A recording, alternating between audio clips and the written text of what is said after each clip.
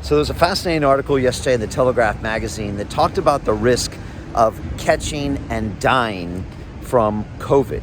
And it simply stated that if you're over 80, about 1,500 per 100,000 people will catch and die from the virus. But if you get to be 5 to 9 years old, it's only 0.1 person per 100,000 that would actually catch and die from the virus. So as we've known, it's very, very age dependent and health dependent.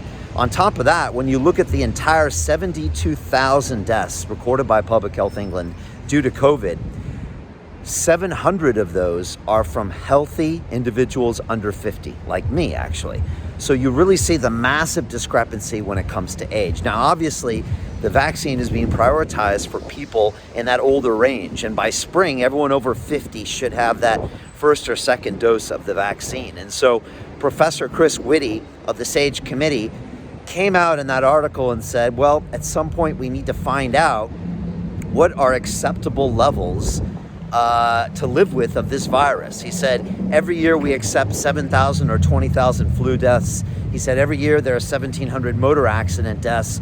If we start vaccinating the older people, we have to start looking at this as something we live with and then ask ourselves, is it then time to open up the economy? And it's very good to hear that these conversations are being had, not only with senior members of the Conservative Party in Parliament, but also with scientists like Chris Whitty and potentially Sir Patrick Vallance. These are hard questions, and again, you have to give them hard answers. But the truth is, if we start to vaccinate this population and understand, as it always has been, this is a high risk for people that are older, with comorbidities, for people in bad health. We need to encourage people to get healthy and then take the ones that are healthy and find a way to open up this economy once again. I'm curious for your thoughts. Please leave your comments below. Do you think we need a timetable about when we can open things up? Is it spring?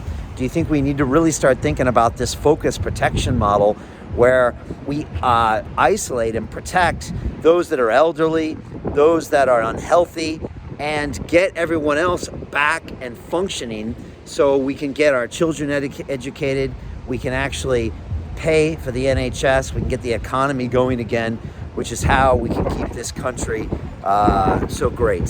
So please leave your comments below. Tell me what you think. It's always fascinating to me when we actually use the numbers coming from Public Health England, because there's not much dispute of that data, and it clearly shows a discrepancy between healthy people under 50 and elderly people, which is one of the reasons that, you know, my dad and my mom are quite happy self-isolating where they're at right now in California, and I'm quite happy that they do it.